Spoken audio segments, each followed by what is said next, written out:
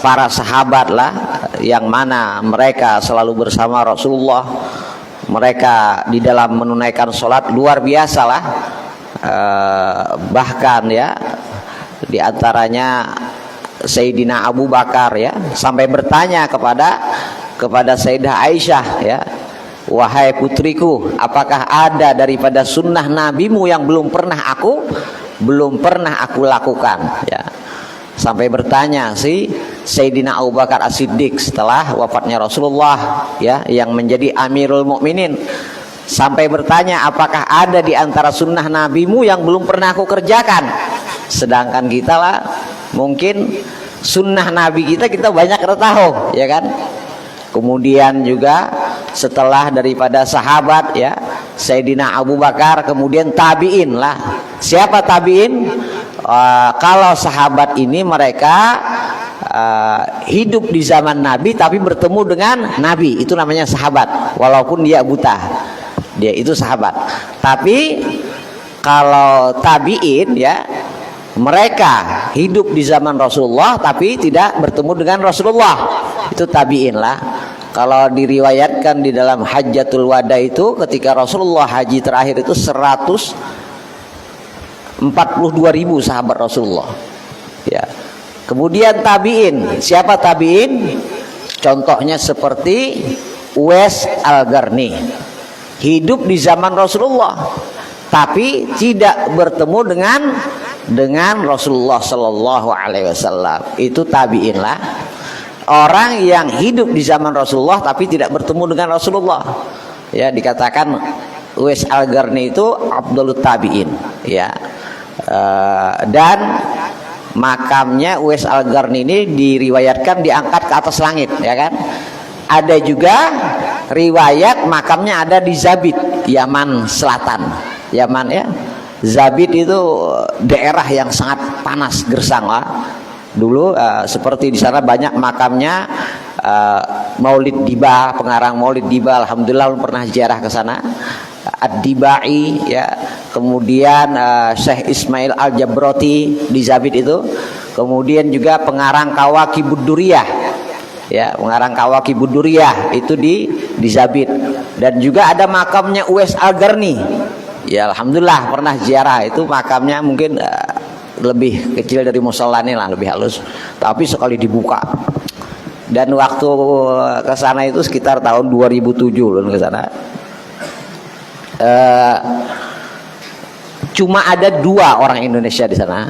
Yang satu itu orang Madura, dari Madura, karena dia di Pasdam diperiksa darah tuh ada penyakit, akhirnya dia karena keinginannya anak belajar sehingga buka ke Zabid. Panas, Zabid itu panas.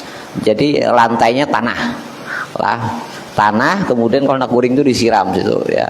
Kemudian yang satunya adalah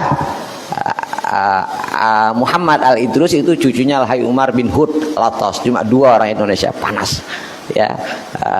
Dan di sana ada Mufti Sulaiman itu dapat hadiah dari kerajaan Turki, itu sebuah rambut Rasulullah. Jadi luar biasa, akhirnya ke sana enggak melihat rambut Rasulullah. Itu kadang mudah orang sana itu baca salawat dulu baru mengeluarkan dupa, akhirnya alhamdulillah tempat manuk mata ke sini. Nah, juga makam Uwais Al-Qarni di sana ya, Uwais Al-Qarni. Bagaimana cerita Uwais Al-Qarni? Diceritakan bahwasanya Uwais Al-Qarni ini beliau orang yang sangat berbakti kepada orang tuanya. Kenapa Uwais Al-Qarni ini dia tidak bisa bertemu dengan Rasulullah? Karena Uwais Al-Qarni ini dia menjaga ibunya. Dia menjaga ibunya. Karena kebaktiannya kepada ibunya sehingga Uwais tidak bisa bertemu Rasulullah. Padahal Uwais ini punya kerinduan yang sangat besar kepada Rasulullah. Tapi kadang-kala bertemu Rasulullah, karena apa? Dia harus menjaga ibunya ya. Dia berbakti kepada ibunya lah. Hati-hati, doa seorang ibu ini kalau yang jelek itu mustajab lah ya. Kalau jelek itu mustajab. Jadi seorang ibu itu kalau bisa jangan pernah mengeluarkan kalimat yang jelek kepada anaknya. Tapi kalau doa yang baik itu buat ayah ya. Karena dan juga ingat, ibu ini adalah madrasatul aulad. Ibu ini adalah madrasahnya anak-anak, ya. Jadi yang menentukan kadang anak kita itu adalah al ibu-ibu. Jadi kalau bisa, tapi ingat tidak ada kesalahan bagi seorang istri dan anak kecuali imamnya yang salah. Suaminya yang salah, harus mendidik daripada anaknya lah. Ini lihat Uwais Al-Qarni, seorang seharusnya yang mana beliau seorang sahabat, tapi karena baktinya kepada ibunya, beliau tidak bisa meninggalkan ibunya sampai Rasulullah wafat lah.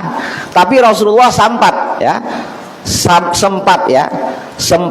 berpesan kepada Sayyidina Umar dan Sayyidina Ali, Innallaha azza wa jalla yuhibbu min khalqihi al asfiya wal akhfiya wal abriya. Kemudian asad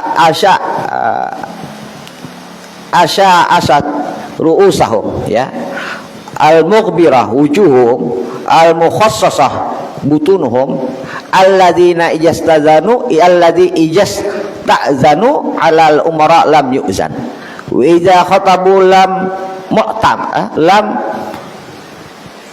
mu'tamad lam yankihu wa idza ghabu lam yabtakidu wa idza tala'u lam yufrahu bi tal'atihim.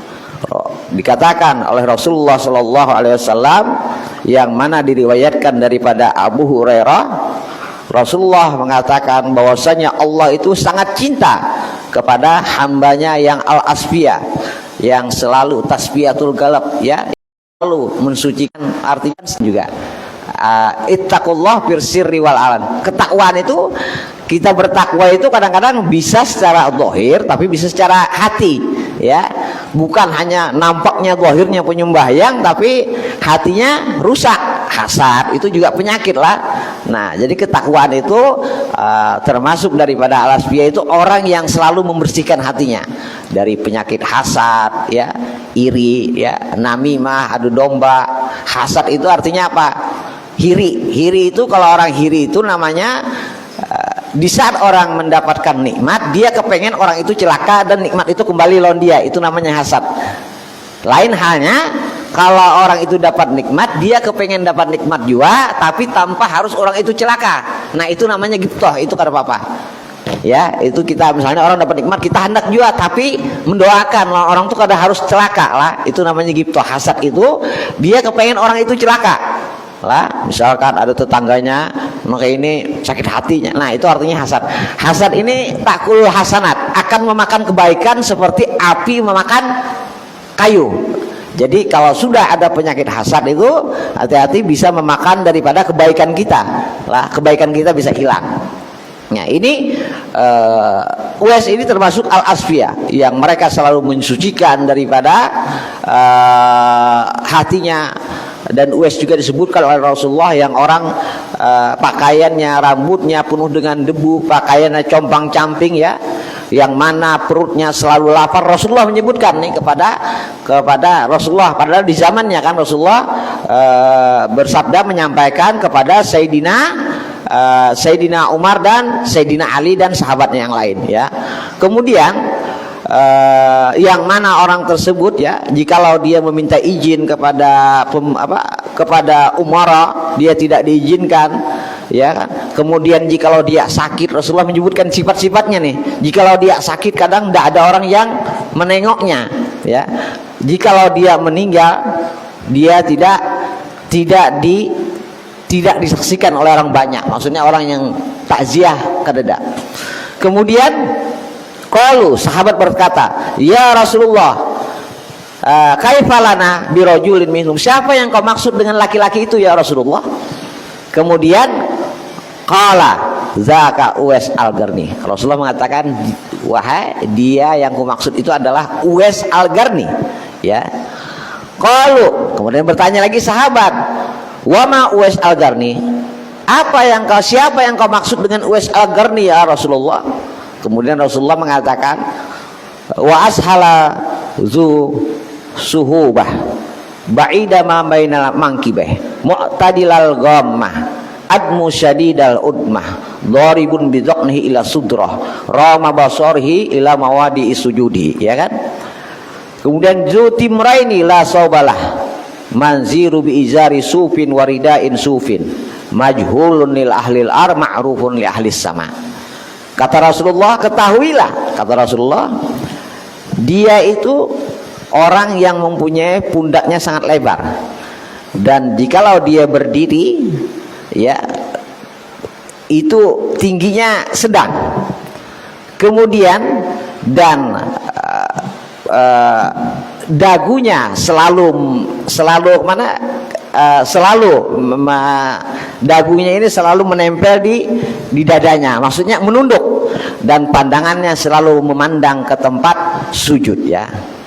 Kemudian dan ketahuilah dia mempunyai dua pakaian. Dia punya dua pakaian aja, dua rida yang dia pakai, maksudnya kain biasa tapi sama penutup awak kecil.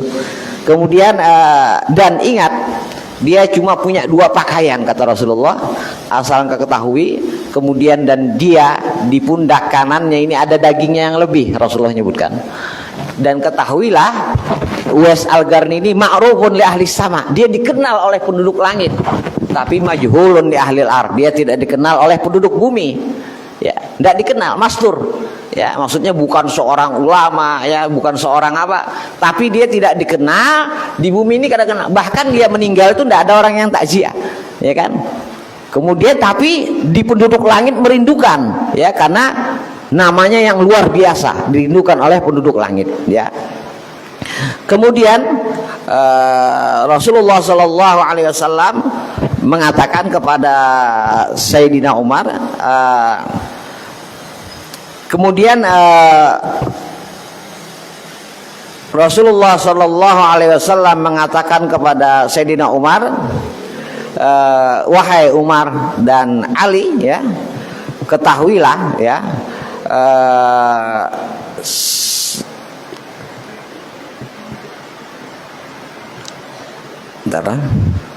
majhulun li ahli lar ma'rufun li ahli sama la aqsamu 'ala Allahi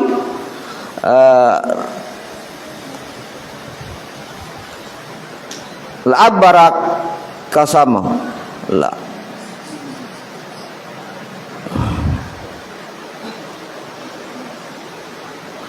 yang mana Rasulullah mengatakan, ketahuilah lah nanti kepada umatku, kata Rasulullah, ketahuilah mereka orang-orang yang bertakwa, orang-orang yang soleh itu Allah akan mengatakan kepada mereka udkhulul jannah bighairi hisab, ya, masuklah surga, kata Allah, tanpa harus dihisab, kecuali kepada Uwais Allah mengatakan gib, wahai Uwais engkau berhenti, dilarang sama Allah Uwais Al-Qarni ini masuk ke dalam surga. Tunggu, kenapa? Tunggu, berilah syafaat, dikatakan, kecuali Uwais yang bisa memberikan syafaat. Kemudian Uwais memberikan syafaat kepada orang-orang tersebut. Kemudian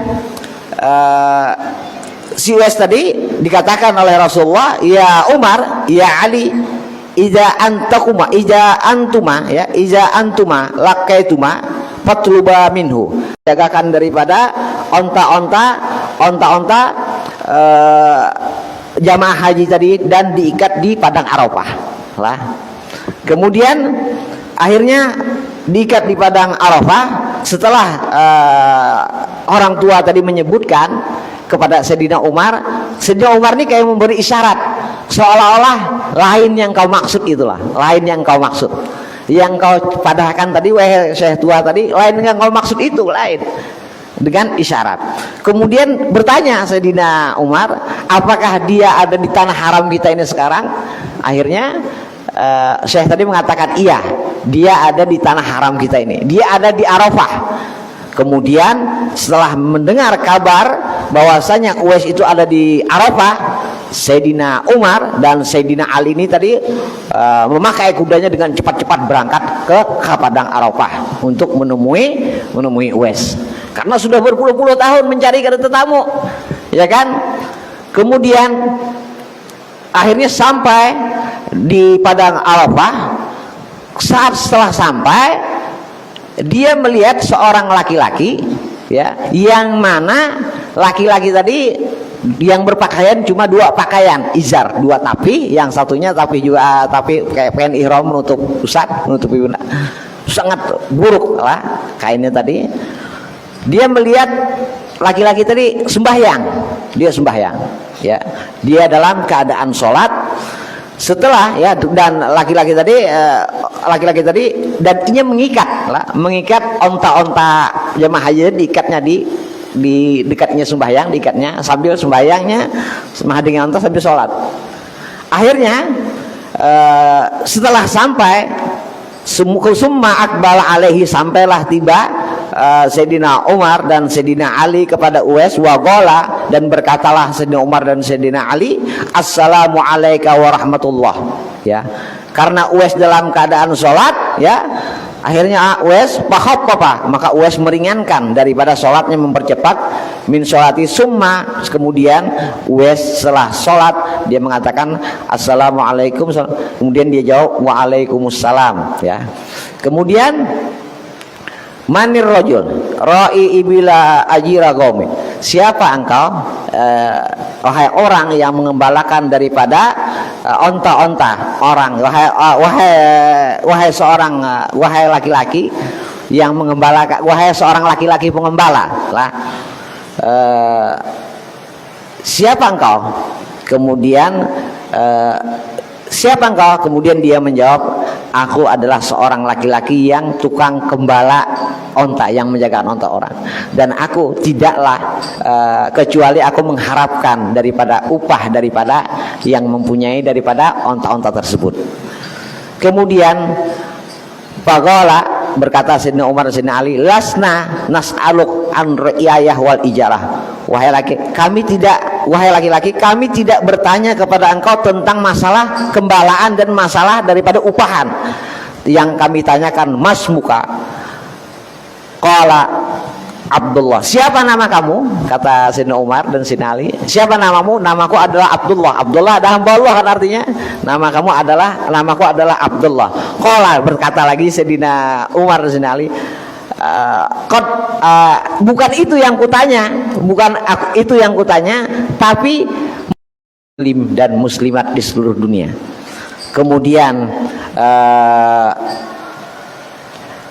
Kemudian akhirnya Uwais Al-Qarni akhirnya dengan apa yang disampaikan oleh Rasulullah, kemudian menyampaikan, Rasulullah meminta kami berdua untuk meminta doa kepada engkau, semoga Allah mengampuni segala dosa, semoga Allah mengampuni segala kesalahan kami. Akhirnya karena Uwais disuruh Sayyidina Umar dan Sayyidina Ali tadi, karena disuruh oleh Rasulullah, kemudian Uwais mendoakan ya kepada Sayyidina Umar dan Sayyidina Ali. Kenapa Uwais Al-Qarni bisa seperti itu? Ya, beliau orang yang luar biasa di dalam ibadahnya dan baktinya kepada orang tua, sampai Amirul Mukminin pun meminta doa kepada Uwais Al-Qarni. Ini cerita sedikit daripada cerita Uwais Al-Qarni lah. Wa fi riwayat Uwais Al-Qarni ini meninggal. Setelah dia meninggal, tatkala setelah dikubur Uwais, lalu diriwayatkan berjalanlah sahabat untuk meninggalkan kubur, setelah berpaling ke belakang kuburnya kereda lagi. Ada riwayat seperti itu.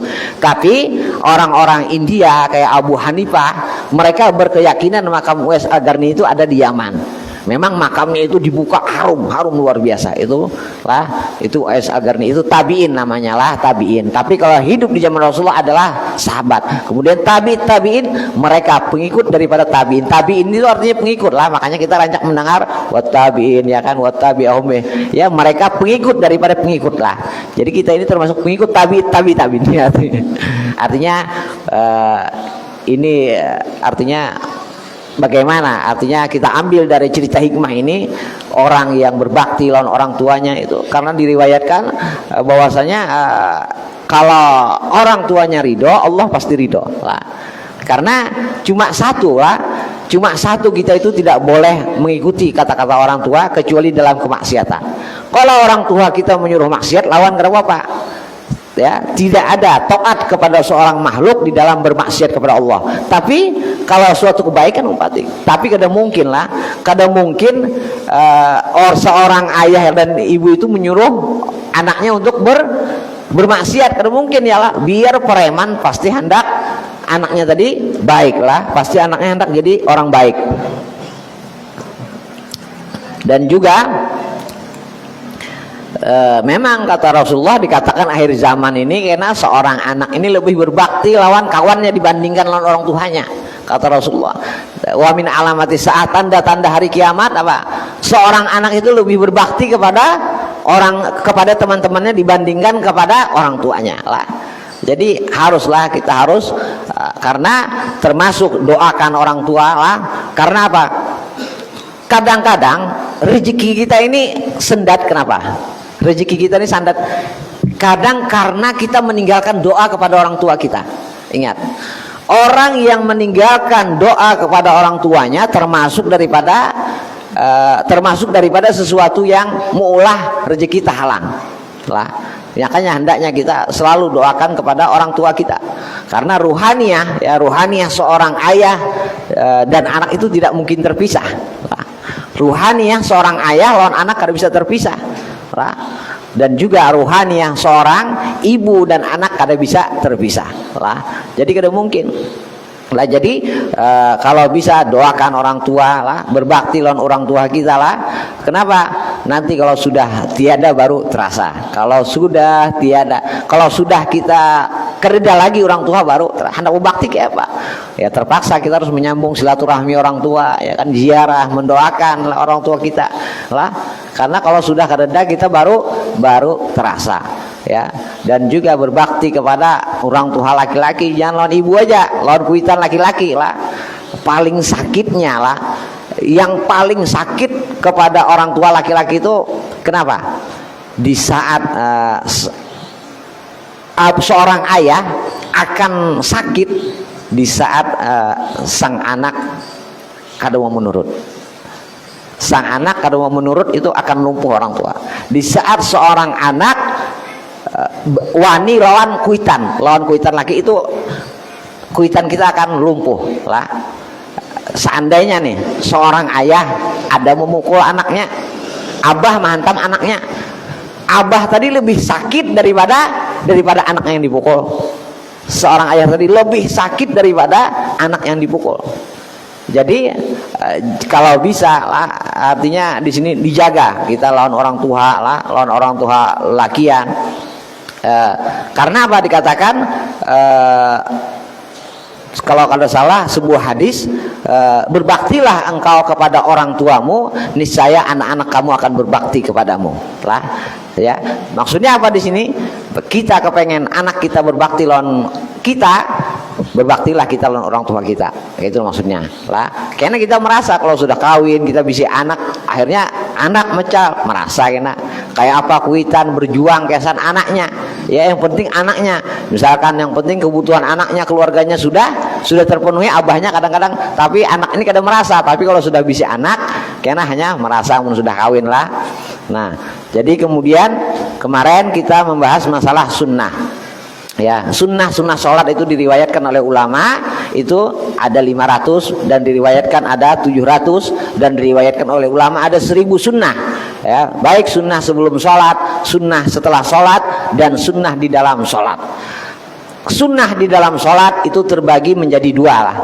Ada sunnah ab'ad, ada sunnah hayat lah. Sunnah ab'ad itu secara ijma, biar mudah kita pahami secara keseluruhan, itu ada 3. Yang pertama adalah qunut, ya, qunut di waktu salat subuh. Yang kedua adalah duduk di tasawuf awal.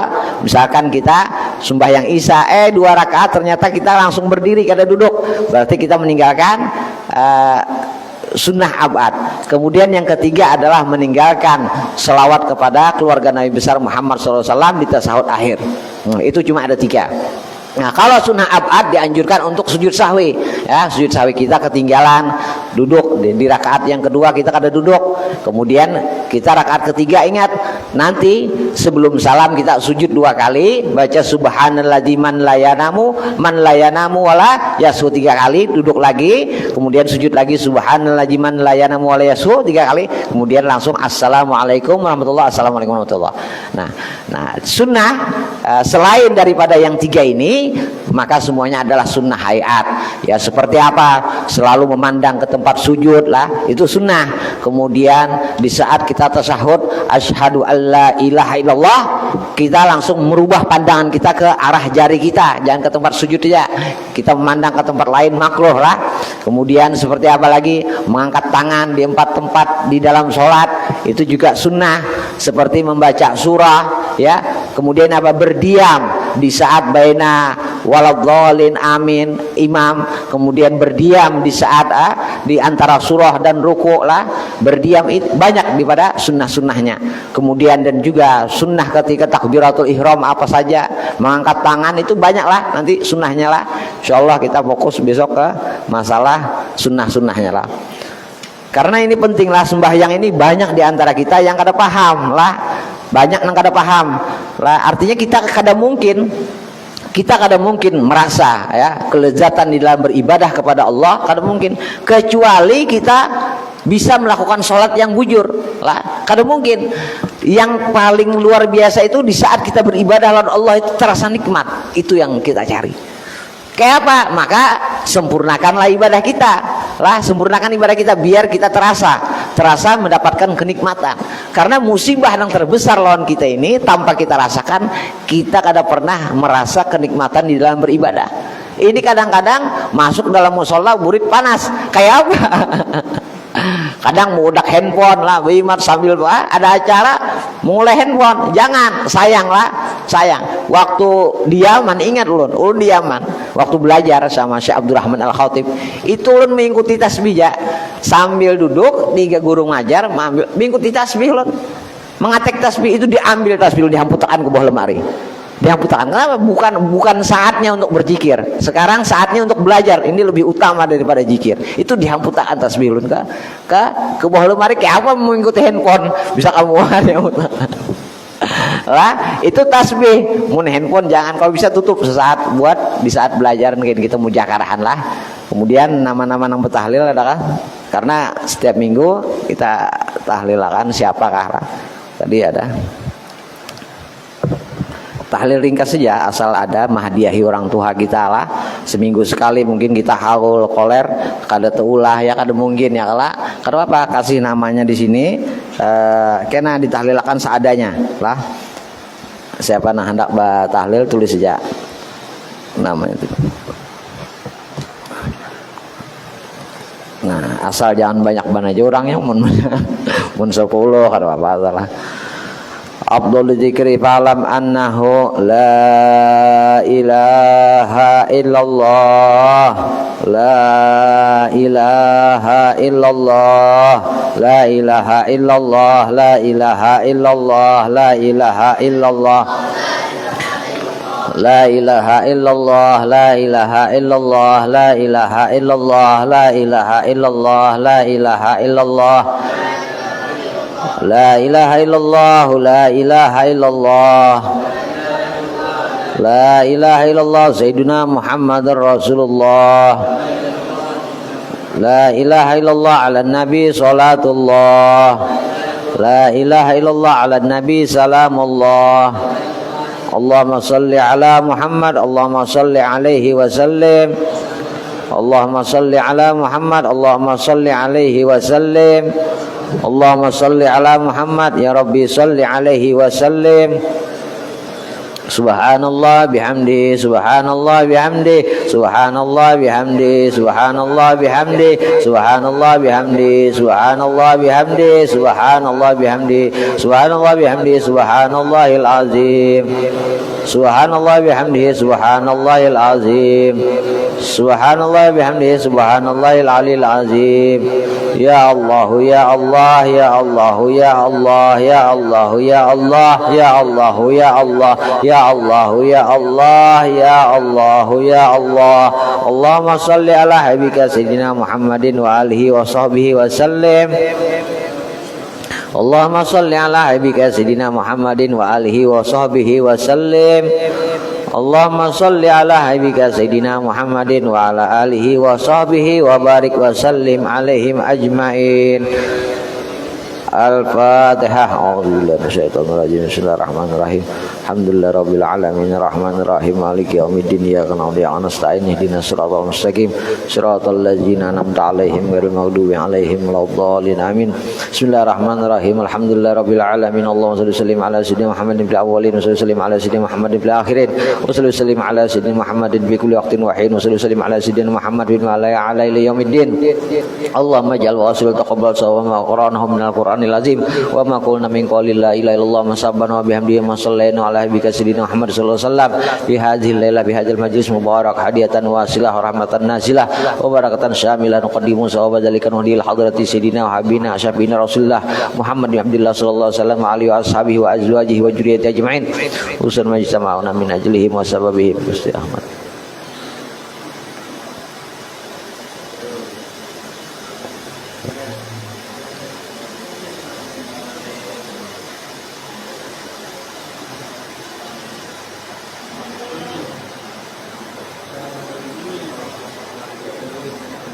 Walidina walikum wa amwatina wa amwatikum wa amwatul muslimin ajmain. Allahumma ajal bidallahum minan nar wa bikallahum minan nar wa yadukallahum minan nar wa sitrallahum minan nar. Allahumma firlahum warhamhum wa afihim wa anhum. Allahumma maghfiratuka awsa min junubina wa rahmatuka arjaidana min amalina. Wa sallallahu ala sayyidina Muhammad nabiyil ummi wa ala alihi wa sallam. Alhamdulillah rabbil alamin. Al-Fatihah. Taqabbalallahu minkum. A'udzubillahi minasyaitonir rajim. Bismillahirrahmanirrahim. Alhamdulillah rabbil alamin arrahmanir rahim maliki yaumiddin ya nasta'in. Suratul ladzina an'amta 'alaihim ghairil maghdubi 'alaihim waladdallin amin.